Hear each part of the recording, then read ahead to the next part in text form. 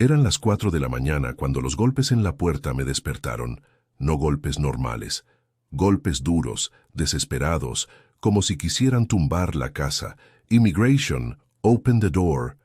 Me quedé paralizado en la cama.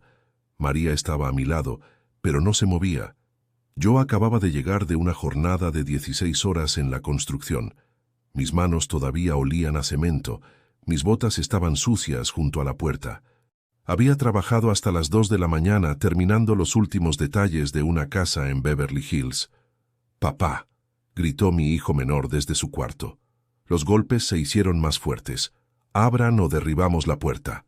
Me levanté temblando. 30 años viviendo en Estados Unidos y siempre había sido cuidadoso. Nunca problemas con la ley, nunca drogas, nunca violencia. Solo trabajo, trabajo y más trabajo. Abrí la puerta y 5 agentes del ICE entraron como una tromba. Linternas, chalecos antibalas, esposas brillando en sus cinturones. «¿Rogelio Martínez?» «Sí, soy yo». «Tiene una orden de deportación. Dese la vuelta». Sentí el metal frío de las esposas en mis muñecas. Mis hijos lloraban desde la escalera. Habían bajado en pijama con los ojos llenos de lágrimas y terror. «No se lleven a mi papá», gritaba mi hija. Pero lo que más me partió el alma no fueron los gritos de mis hijos, fue el silencio de María. Estaba parada junto a la cocina, con los brazos cruzados, sin decir una palabra, sin llorar, sin protestar, solo mirándome con una frialdad que nunca le había visto. En ese momento lo supe. No podía explicarlo, pero lo supe. Cuando me sacaron de la casa, esposado como un criminal, miré hacia atrás una última vez. María seguía ahí, inmóvil, viendo cómo se llevaban al hombre que había trabajado 30 años para darle todo. Sus ojos no mentían. Ella sabía que esto iba a pasar. «¿Cómo llegué hasta aquí?», me pregunté mientras me empujaban hacia la camioneta de Lise. La respuesta estaba en esos ojos fríos que me miraron partir sin derramar una sola lágrima. Llegué a Estados Unidos cuando tenía 20 años. Corría el año 1993 y yo era un muchacho flaco de un pueblito en Michoacán que apenas sabía leer. Mi padre cultivaba maíz en una tierra seca que cada año daba menos. Mi madre vendía tortillas en la plaza del pueblo. Éramos pobres, pero pobres de verdad. «Mijo, aquí no hay futuro», me dijo mi padre una tarde. «Vete al norte, busca trabajo, mándanos lo que puedas». El coyote nos cobró $500 a cada uno, dinero que mi familia había juntado vendiendo los 2 cochinos que teníamos. Éramos 8 hombres cruzando el desierto de Arizona. Caminamos 3 días con una botella de agua cada uno. Vi a 2 compañeros desmayarse por la sed. Uno de ellos nunca llegó. Cuando pisé suelo americano tenía los pies sangrando, la ropa rota y solo una foto de mis padres en el bolsillo. También el rosario que mi madre me había colgado al cuello. «No lo pierdas nunca», me había dicho. «Es tu protección». Los primeros años fueron duros. Dormía en un garaje en Los Ángeles con otros 6 mexicanos. Nos levantábamos a las 5 de la mañana para ir a la esquina donde los patrones venían a buscar trabajadores. Construcción, jardinería, limpieza, lo que fuera. Ganaba $30 por día cuando tenía suerte. Mandaba 20 a mis padres y guardaba 10 para comer. Frijoles, arroz, tortillas baratas, nada más. Pero yo era joven y tenía sueños. Quería una casa propia, una familia, una vida mejor que la que había dejado en México. Trabajaba 16 horas diarias sin quejarme. Aprendí inglés viendo la televisión por las noches. Ahorré cada centavo que pude. A los 25 años ya tenía trabajo fijo en una empresa de construcción. El patrón, un gringo mayor llamado Bob, me respetaba porque nunca llegaba tarde, nunca faltaba, nunca decía que no a las horas extra. «Rogelio, eres el mejor trabajador que tengo», me decía. Fue en una iglesia católica de Los Ángeles donde conocí a María. Ella tenía 22 años, cabello negro largo, sonrisa tímida. También era de Michoacán, de un pueblo cerca del mío. Sus padres habían muerto cuando ella era adolescente y había venido a Estados Unidos con una tía. «¿De dónde eres?», me preguntó después de misa un domingo. «De San Lucas», le dije. «Yo soy de Santa Clara. Somos casi vecinos. Nos enamoramos despacio, como la gente de pueblo. Nos sentábamos en el parque los domingos por la tarde. Ella me contaba de su vida, yo le contaba de la mía. Los dos soñábamos con lo mismo: una familia, una casa, estabilidad. Nos casamos en esa misma iglesia 2 años después. Una boda sencilla, con mariachi barato y tamales que hicieron las señoras de la comunidad. María llevaba un vestido blanco prestado y yo un traje que había comprado usado. «Prometo cuidarte siempre», le dije cuando intercambiamos anillos. «Yo también te prometo cuidarte», me respondió. En ese momento, creí que éramos un equipo, que íbamos a construir algo juntos, que ella entendía lo que significaba el sacrificio, el trabajo duro, los sueños pequeños pero honrados. Los primeros años de matrimonio fueron buenos. Tuvimos a Daniela, después a Miguel. Yo seguía trabajando en construcción, ahora como supervisor. María se quedaba en casa cuidando a los niños. «Tú trabajas afuera, yo trabajo aquí», me decía. «Somos socios». Le entregaba todo mi sueldo a ella. Cada viernes llegaba a casa y ponía los billetes sobre la mesa de la cocina. «Administra tú», le decía. «Eres más inteligente para los números». Y así fue durante años. Yo trabajaba, ella manejaba el dinero. Compramos una casa pequeña en un barrio latino. Mandábamos dinero a nuestras familias en México. Los niños iban a la escuela, hablaban inglés mejor que nosotros. Pero algo empezó a cambiar en María. No sabría decir cuándo exactamente. Tal vez cuando los niños crecieron y ella tuvo más tiempo libre. Tal vez cuando empezó a trabajar de cajera en un supermercado y conoció otra gente. Empezó a llegar tarde los viernes por la noche. Decía que se quedaba platicando con las compañeras de trabajo. «¿Por qué no vienes conmigo a esas reuniones?», le pregunté una vez. «Son cosas de mujeres, Rogelio.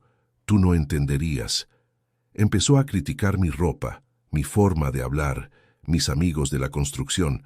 «Ya no eres el mismo muchacho que conocí», me decía. «Soy el mismo», le respondía yo. «Solo que ahora tengo más responsabilidades». Pero ella quería algo diferente. No sabía qué, pero quería algo que yo no podía darle.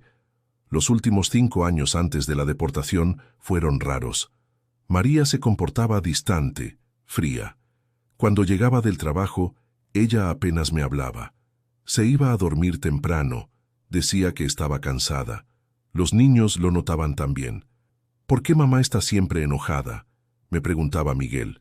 «No está enojada, mijo. Solo está cansada». Pero yo sabía que algo más pasaba, algo que no podía entender porque confiaba en ella completamente. Nunca imaginé que mi propia esposa, la madre de mis hijos, se había convertido en mi prisión invisible. Los últimos años antes de la deportación, algo se rompió dentro de mí. No podía dormir bien por las noches. Me quedaba despierto mirando el techo, escuchando la respiración de María a mi lado, preguntándome por qué me sentía tan solo en mi propia casa. Durante el día trabajaba como siempre. Levantaba paredes, instalaba techos, supervisaba a otros trabajadores, pero por dentro tenía un vacío que crecía cada semana. «¿Estás bien, Rogelio?», me preguntaba Bob, mi patrón. «Te veo preocupado». «Estoy bien», le mentía, «solo cansado». Pero no era cansancio, era algo más profundo. Era la sensación de que toda mi vida estaba construida sobre arena que se movía bajo mis pies. María ya no me preguntaba cómo había estado mi día. Cuando llegaba del trabajo, ella estaba viendo televisión o hablando por teléfono. A veces escuchaba que colgaba rápido cuando yo entraba a la casa. «¿Con quién hablabas?», le preguntaba. «Con mi prima de Chicago», me respondía sin mirarme. Pero yo conocía la voz de su prima. No era esa voz. Los niños también habían cambiado. Daniela ya tenía 17 años y Miguel 15. Hablaban inglés entre ellos. Estudiaban cosas que yo no entendía. Tenían amigos que nunca traían a la casa. «¿Por qué no me cuentan de la escuela?», les preguntaba. «No entenderías, papá», me decía Daniela. «Es complicado». Me dolía escuchar eso. Yo habría trabajado 30 años para darles una vida mejor, para que estudiaran, para que tuvieran oportunidades que yo nunca tuve. Pero ahora me sentía como un extraño en mi propia familia. Una noche, revisando los papeles que María guardaba en un cajón, encontré algo extraño. Era un estado de cuenta de una cuenta bancaria que yo no conocía. Una cuenta solo a nombre de ella, con una cantidad de dinero que me asustó. $20,000. María, ¿qué es esta cuenta?, le pregunté mostrándole el papel. Se puso pálida, después roja de coraje. ¿Estás revisando mis cosas? ¿No confías en mí? Confío en ti, pero no entiendo. ¿De dónde salió este dinero? Es dinero que he ahorrado poco a poco, para emergencias.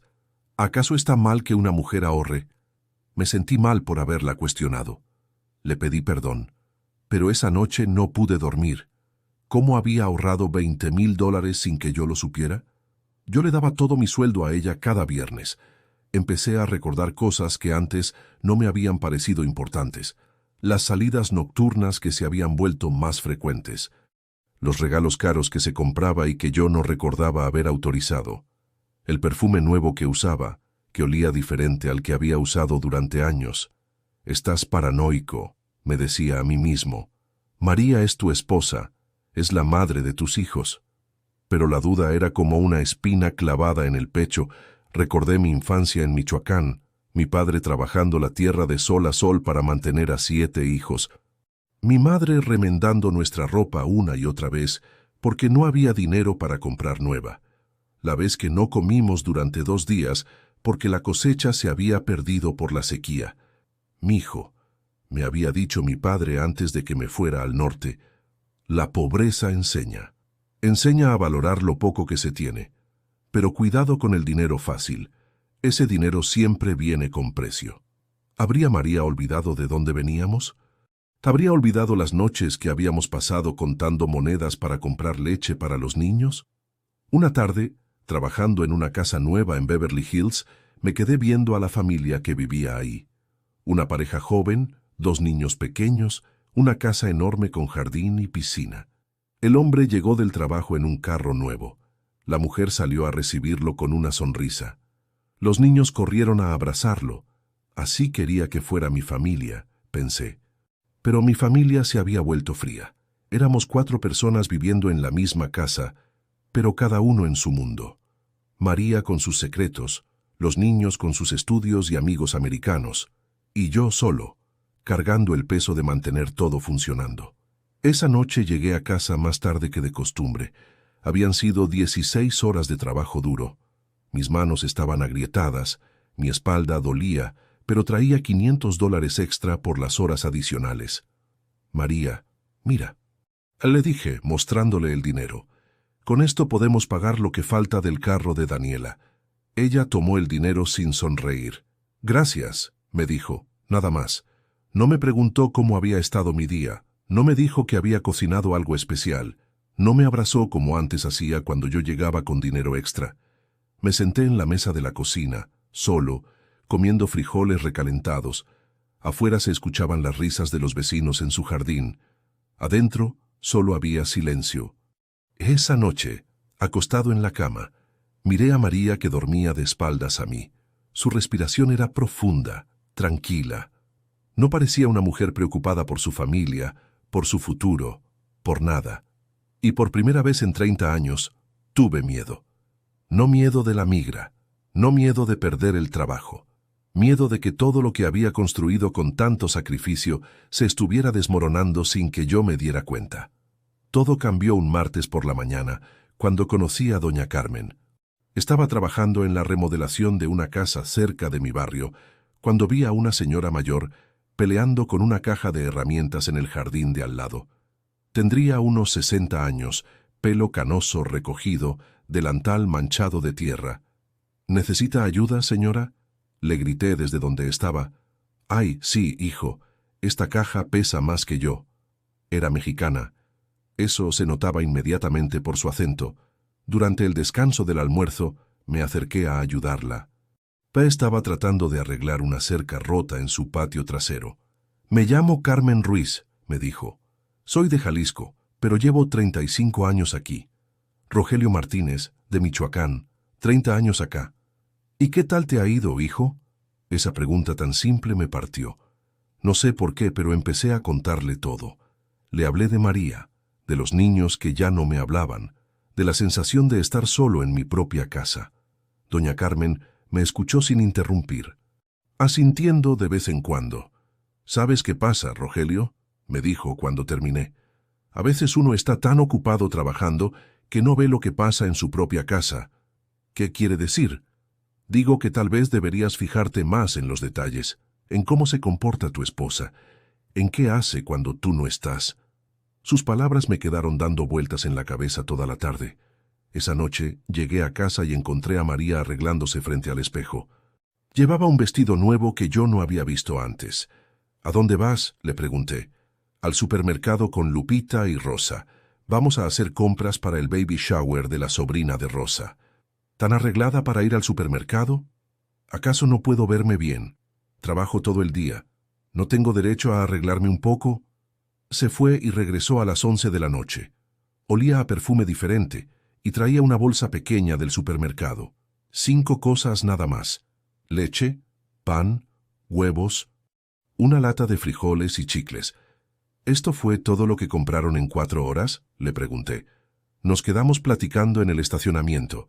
«¿Acaso tengo que darte explicaciones de todo?». Pero algo no cuadraba. Yo conocía a Lupita y a Rosa. Eran señoras mayores que se iban a dormir temprano.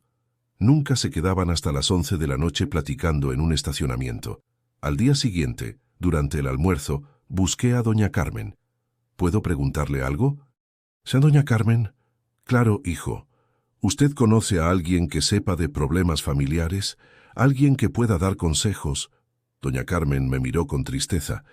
«¿Ya te diste cuenta de que algo no está bien?». «Creo que sí, pero no estoy seguro. No quiero pensar mal de mi esposa sin razón. Rogelio, yo trabajo como voluntaria en una organización que ayuda a familias latinas. Hemos visto muchos casos como el tuyo, casos como el mío, hombres trabajadores, buenos hombres, que confían completamente en sus esposas y no se dan cuenta cuando las están engañando o robando». Se me heló la sangre. «¿Usted cree que María...?» «No sé, hijo, pero conozco a una consejera, una abogada que ayuda gratis a nuestra comunidad. Se llama Victoria Morales. Ella podría platicarte, explicarte qué cosas debes vigilar». «¿Una abogada?». «Sí. Ella entiende las leyes de inmigración también. Por si acaso». «¿Por si acaso qué?». «Por si acaso hay problemas más grandes de los que te imaginas». Esa tarde no pude concentrarme en el trabajo. Las palabras de doña Carmen me daban vueltas en la cabeza como un remolino. Cuando llegué a casa, María estaba hablando por teléfono en la cocina. Hablaba en voz baja, casi susurrando. Cuando me vio entrar, se despidió rápidamente. «Bueno, te hablo después», dijo, y colgó. «¿Con quién hablabas?». «Con mi hermana de Fresno». Pero su hermana había muerto hacía 2 años. Lo sabía perfectamente porque habíamos ido juntos al funeral. Esa noche, cuando María se durmió, salí al patio trasero y llamé al número que doña Carmen me había dado. «¿Bueno?», contestó una voz de mujer. «¿Habla Victoria Morales?». «Sí». «¿Quién habla?». «Me llamo Rogelio Martínez. Doña Carmen Ruiz me dio su número. Dijo que usted ayuda a familias con problemas». «¿Qué tipo de problemas, señor Martínez?». Le conté todo en voz baja, mirando hacia la casa para asegurarme de que María no me escuchara. Le hablé de la cuenta bancaria secreta, de las salidas nocturnas, de las mentiras sobre con quién hablaba por teléfono. Victoria me escuchó sin interrumpir. «Señor Martínez, lo que me cuenta son señales de alarma muy claras. ¿Podemos vernos mañana para platicar mejor? ¿Es grave?». «Puede ser, pero primero necesitamos revisar bien su situación, sus papeles de inmigración, sus cuentas bancarias, sus propiedades, todo». «¿Por qué los papeles de inmigración?». «Porque a veces, cuando una esposa quiere quedarse con todo el dinero, la forma más fácil de deshacerse del marido es denunciarlo a inmigración». Se me cortó la respiración. «¿Usted cree que María haría eso?». «No lo sé, señor Martínez, pero he visto casos similares. Esposas que denuncian a sus propios maridos para quedarse con la casa, los ahorros, todo». Colgué el teléfono con las manos temblando. Esa noche no pude dormir. Me quedé despierto viendo a María, preguntándome si la mujer que dormía a mi lado, la madre de mis hijos, Sería capaz de destruir 30 años de mi vida por dinero. Al día siguiente, durante el almuerzo, manejé hasta la oficina de Victoria Morales. Era un edificio pequeño en el centro de Los Ángeles, con letreros en español e inglés. «Señor Martínez», me dijo cuando nos conocimos, «tenemos mucho de qué hablar». En esa oficina, por primera vez en meses, no me sentí solo. La reunión con Victoria Morales me cambió la vida para siempre. «Señor Martínez», me dijo, revisando los papeles que yo había traído. «Su situación es muy delicada. Usted no tiene papeles legales, ¿verdad?» «No. Llevo 30 años aquí. Pero siempre he sido indocumentado. ¿Y su esposa?» «Ella tampoco.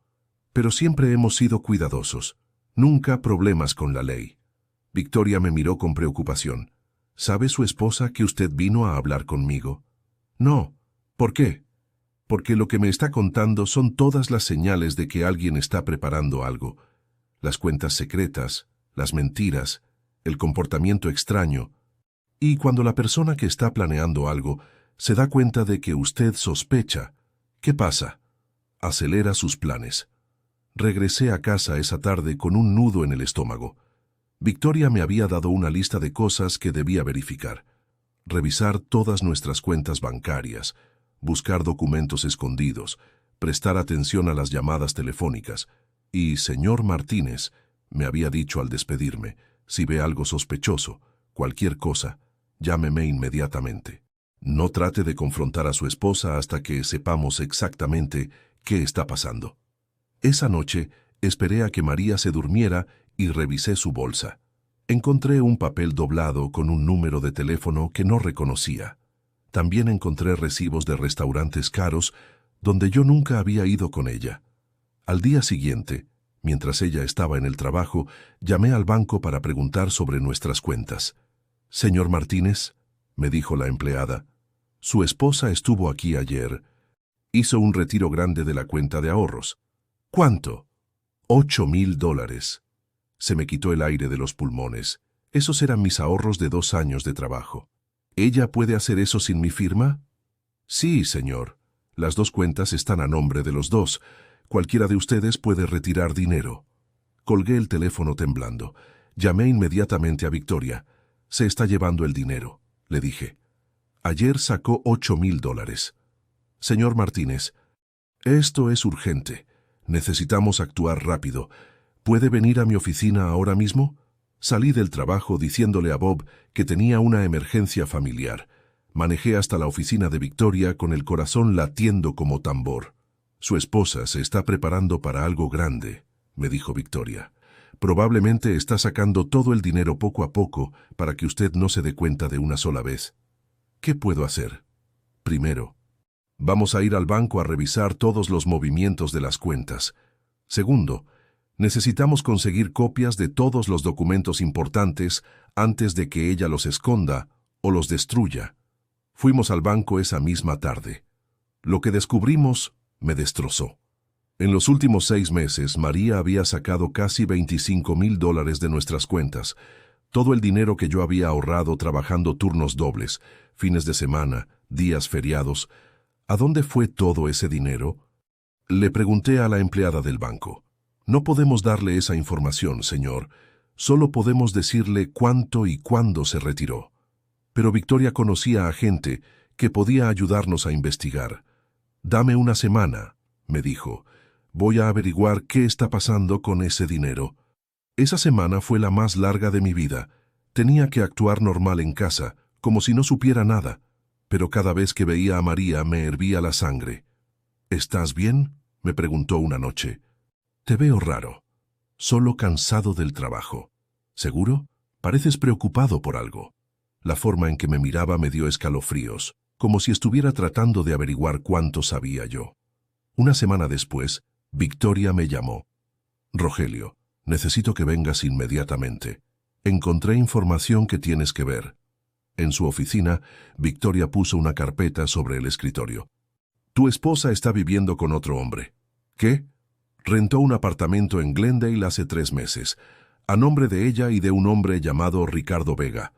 El dinero que ha estado sacando lo está usando para pagar la renta, los muebles, todo». Me quedé sin palabras. ¿Desde cuándo? Por lo que pudimos investigar, desde hace casi un año. Pero el apartamento es reciente. Victoria sacó más papeles de la carpeta, pero eso no es lo peor. Rogelio. ¿Qué más? Encontramos que tu esposa ha estado haciendo preguntas sobre cómo denunciar a personas indocumentadas. El mundo se me vino encima. ¿Qué tipo de preguntas? Llamó 2 veces a la oficina del ICE preguntando sobre el procedimiento para reportar a alguien que está aquí ilegalmente. ¿Estás segura? Tengo las grabaciones. En las oficinas del gobierno graban todas las llamadas. Victoria puso una grabadora pequeña sobre el escritorio y presionó play. La voz de María salió clara como el agua. Bueno, quiero reportar a una persona que está aquí ilegalmente. Sí, es mi esposo. Se llama Rogelio Martínez. Vive en el 4847 Maple Street. No, no tengo miedo. Quiero que se lo lleven. Sentí como si me hubieran dado un martillazo en el pecho. ¿Cuándo fue esta llamada? Hace 2 semanas. 2 semanas. Justo después de que yo empecé a hacer preguntas, después de que encontré la cuenta bancaria secreta. Rogelio, me dijo Victoria, tu esposa está planeando denunciarte para que te deporten. Así se queda con la casa, con todo lo que queda del dinero, y puede vivir tranquila con su amante. ¿Los niños saben? No lo creemos, pero una vez que te deporten, ella va a inventar una historia. Va a decir que tú la abandonaste, que te fuiste con otra mujer, algo así. Me quedé sentado en silencio, tratando de procesar todo. La mujer con la que había vivido 20 años, la madre de mis hijos, la persona en quien más confiaba en el mundo, había estado planeando destruirme. ¿Qué hago ahora? Tenemos que actuar rápido. Si ella sospecha que tú sabes algo, va a acelerar la denuncia. Necesitamos conseguir evidencia de todo lo que ha hecho antes de que sea demasiado tarde. ¿Qué tipo de evidencia? Fotos del apartamento donde vive con el otro hombre, copias de los retiros bancarios, pruebas de que te está engañando y robando. ¿Y después? Después vamos a confrontarla, pero no a solas, conmigo presente, con testigos, para que no pueda negar nada. Esa noche llegué a casa y María estaba en la cocina, preparando la cena como si nada. Sonrió cuando me vio entrar. ¿Cómo estuvo tu día?, me preguntó. Bien, le mentí. Hice tu comida favorita, mole con pollo. Se acercó y me dio un beso en la mejilla. Su perfume me dio náuseas. Durante la cena, platicó de cosas normales. El trabajo, los niños, los vecinos, como si no hubiera estado planeando destruir mi vida. Rogelio, me dijo mientras lavábamos los platos, ¿has pensado en lo que haríamos si algo te pasara? ¿Cómo qué? No sé. Si te enfermaras o si tuvieras algún problema legal o algo así. ¿Por qué preguntas eso? Por nada, solo curiosidad. Es bueno estar preparados. Esa noche, acostado junto a ella, sentí que estaba durmiendo al lado de mi enemiga, una mujer que había compartido mi cama durante 20 años, que conocía todos mis secretos, todas mis debilidades, y que estaba usando todo eso para destruirme. La traición dolía más que cualquier golpe que hubiera recibido en mi vida. Pero ya no estaba solo, tenía a Victoria, tenía pruebas, tenía un plan. El momento de la verdad llegó un viernes por la tarde. Victoria me había llamado esa mañana muy temprano. Rogelio, tenemos que hablar con María hoy mismo. Mi contacto en el ICE me dijo que recibieron una segunda llamada de ella ayer. Está presionando para que actúen rápido. ¿Qué significa eso? Que pueden llegar a tu casa en cualquier momento. Tal vez este fin de semana, tal vez la próxima semana. No podemos esperar más. Se me heló la sangre. Después de 30 años viviendo en Estados Unidos, después de criar 2 hijos aquí, después de trabajar honradamente sin meterme en problemas, mi propia esposa iba a ser la causa de mi deportación. ¿Qué hacemos? Vamos a ir a tu casa esta tarde, tú, yo y un investigador privado que conozco. Vamos a confrontarla con todas las pruebas. Y vamos a grabar todo. ¿Para qué grabar? Porque si ella te denuncia y tú terminas en corte de inmigración, necesitamos prueba de que todo esto fue planeado para robarte y deshacerse de ti. Me tomé el día libre del trabajo. Le dije a Bob que tenía una emergencia familiar muy grave, Rogelio, en 30 años trabajando conmigo, nunca te habías tomado un día por emergencia, me dijo. Debe ser algo muy serio. Sí, Bob, muy serio. A las 3 de la tarde, Victoria llegó a mi casa acompañada de un hombre mayor que se presentó como detective Ramírez. Señor Martínez, me dijo, he visto muchos casos como este, esposas que traicionan a sus maridos por dinero, pero pocas veces he visto algo tan calculado como lo que hizo su señora. Esperamos a que María llegara del trabajo. Yo estaba tan nervioso que las manos me temblaban. ¿Estás seguro de que quieres hacer esto?, me preguntó Victoria. Tengo que hacerlo. No puedo seguir viviendo en esta mentira. A las 4:30 llegó María. Cuando vio el carro de Victoria estacionado afuera, su cara cambió completamente. Entró a la casa y nos vio a los tres sentados en la sala. ¿Qué está pasando aquí?, preguntó, pero su voz sonaba nerviosa. Siéntate, María, le dije. Tenemos que hablar. ¿Quiénes son estas personas? Ella es Victoria Morales, abogada. Él es el detective Ramírez. Y están aquí porque descubrí lo que has estado haciendo. María se puso pálida. No sé de qué hablas. Victoria abrió su carpeta y puso los papeles sobre la mesa de centro. Señora Martínez, tenemos evidencia de que usted ha estado vaciando las cuentas bancarias familiares, que mantiene un apartamento secreto con otro hombre y que ha llamado a Lice 2 veces para denunciar a su esposo. María se quedó callada por un momento largo. Después se sentó en el sofá, pero no parecía sorprendida. Parecía molesta por haber sido descubierta. ¿Y qué si es cierto?, dijo finalmente. Sus palabras me cortaron como cuchillo. ¿Y qué si es cierto?, repetí. María, somos esposos, llevamos 20 años juntos, tenemos 2 hijos. Rogelio, tú nunca entendiste. Yo no quería esta vida para siempre, trabajar en un supermercado, vivir en este barrio, preocuparme siempre por la migra. ¿Y la solución era traicionarme? La solución era encontrar algo mejor. Ricardo me ofrece una vida diferente. ¿Con mi dinero? Con el dinero que yo ayudé a ahorrar también. Victoria intervino. Señora Martínez, robar dinero de las cuentas familiares y denunciar a su esposo a inmigración son delitos graves.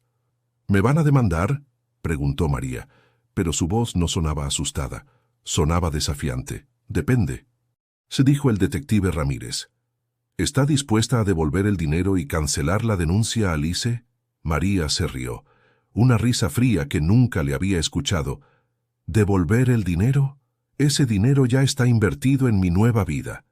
¿Qué nueva vida?, le pregunté. Ricardo y yo nos vamos a casar. Él tiene papeles legales. Puede arreglar mi situación migratoria. Ya no necesito vivir escondida como tú. ¿Y los niños? Los niños se van a acostumbrar. Les voy a decir que tú nos abandonaste, que te fuiste con otra mujer de regreso a México.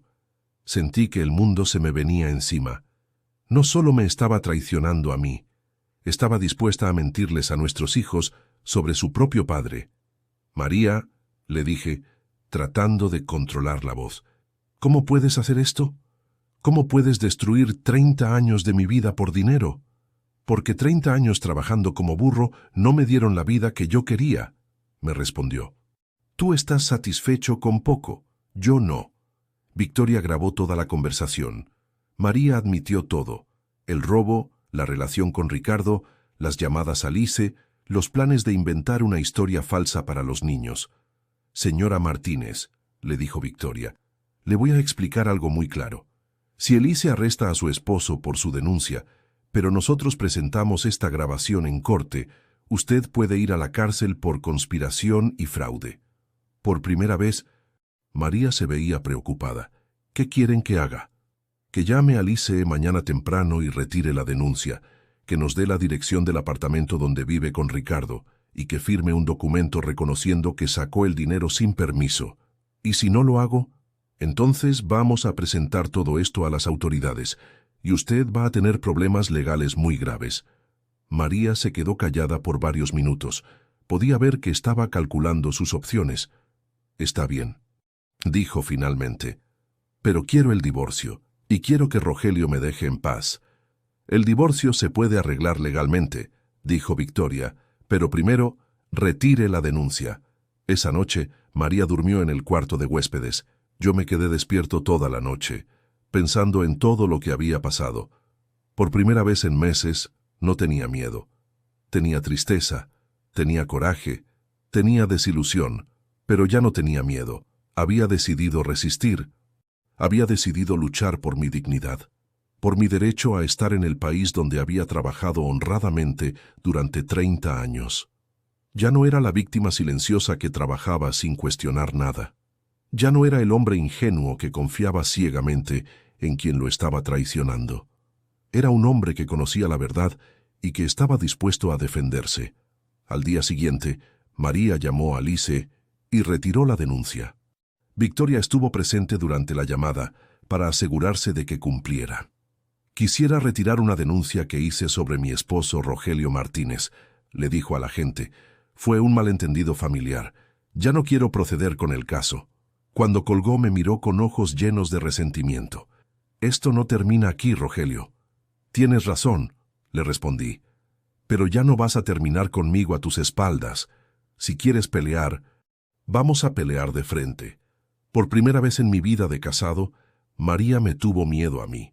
5 años han pasado desde esa confrontación en mi sala. 5 años desde que descubrí que la persona en quien más confiaba era mi peor enemiga.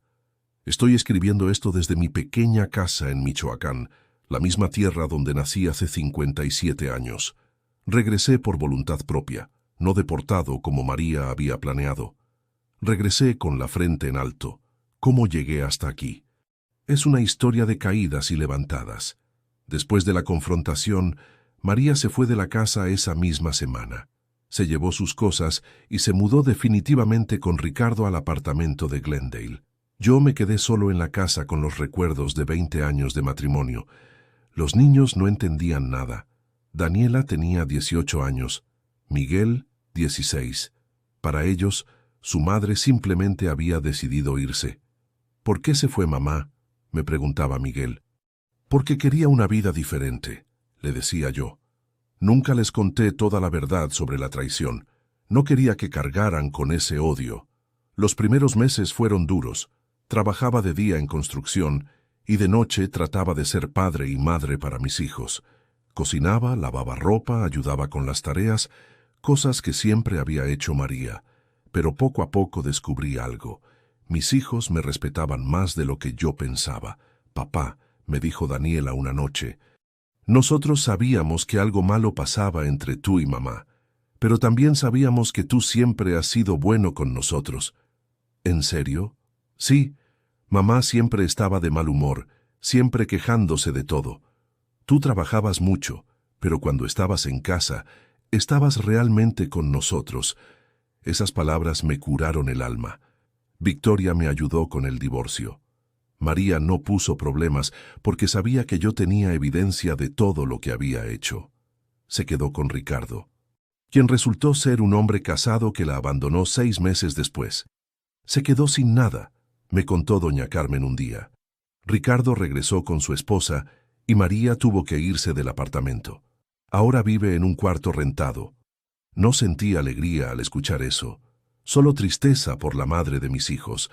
Pero yo tenía que decidir qué hacer con mi vida. Daniela se graduó de high school y entró a la universidad comunitaria. Miguel era buen estudiante y tenía planes de estudiar ingeniería. Papá, me dijo Daniela un día, ¿por qué no regresas a México? Aquí siempre vas a vivir con miedo de la migra. ¿Y ustedes? Nosotros ya somos grandes. Podemos cuidarnos solos. Y además, tú podrías visitarnos. Nosotros podríamos visitarte. Pensé mucho en esa conversación. 30 años en Estados Unidos me habían dado muchas cosas: trabajo, dinero, una familia. Pero también me habían dado miedo constante, la sensación de ser invisible, de no pertenecer completamente a ningún lugar. A los 3 años del divorcio, tomé la decisión.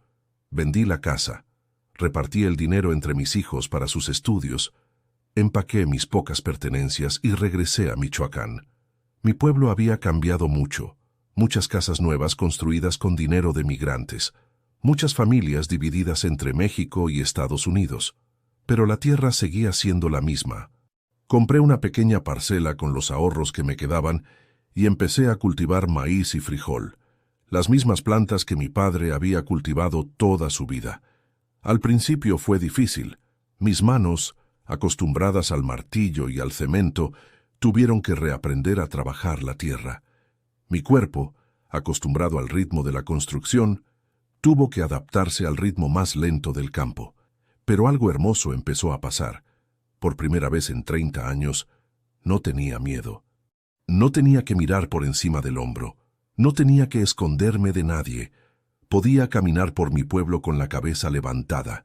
Podía hablar con mis vecinos sin preocuparme de que alguien fuera a denunciarme. Podía dormir tranquilo. Los fines de semana trabajo como voluntario en una organización que ayuda a familias de migrantes. Platico con esposas que esperan a sus maridos, con hijos que no han visto a sus padres en años, con ancianos que viven de las remesas que les mandan del norte. Don Rogelio, me dicen, cuéntenos cómo es vivir allá. Les cuento la verdad. Les digo que Estados Unidos puede dar oportunidades, pero que también puede quitarte la paz. Les digo que el dinero que se gana allá se paga con sacrificios que a veces son muy altos. ¿Se arrepiente de haberse ido?, me pregunta una señora cuyo hijo se fue hace 5 años. No me arrepiento de haber ido, le digo. Me arrepiento de haber confiado demasiado. Mis hijos me visitan 2 veces al año. Daniela se graduó de enfermera. Miguel estudia ingeniería como había planeado.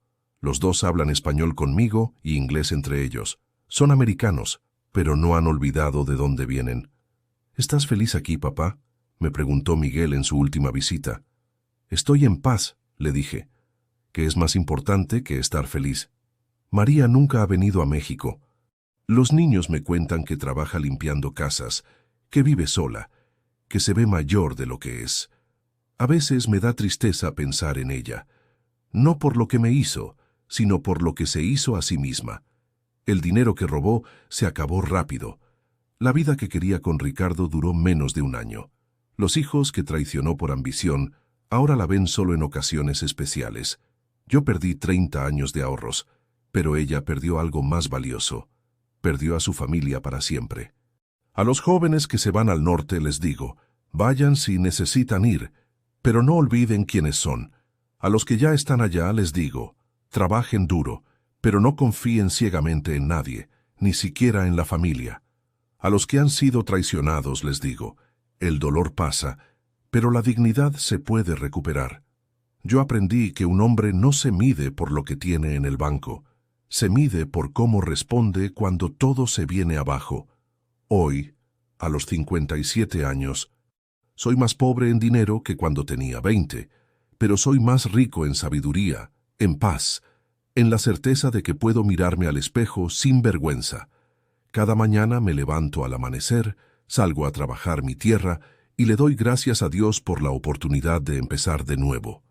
No todos los hombres que han perdido todo tienen esa oportunidad. La traición me enseñó que el peor enemigo puede dormir en tu cama. Pero también me enseñó que la fuerza para sobrevivir viene de adentro, no de afuera. 30 años trabajando en tierra extranjera me dieron muchas cosas, pero 5 años trabajando en mi propia tierra me han dado algo que no tiene precio. La tranquilidad de saber que estoy donde pertenezco, y eso no me lo puede quitar nadie.